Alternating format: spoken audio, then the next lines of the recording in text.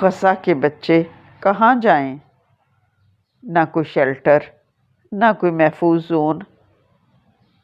جب آسمان سے موت برستی ہے، زمین پر چیخیں سنائی دیتی ہیں، پناہ کہاں ہے؟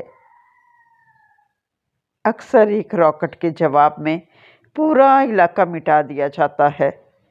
یہ انصاف ہے یا طاقت کا وحشیانہ مظاہرہ؟ یہ انصاف ہے۔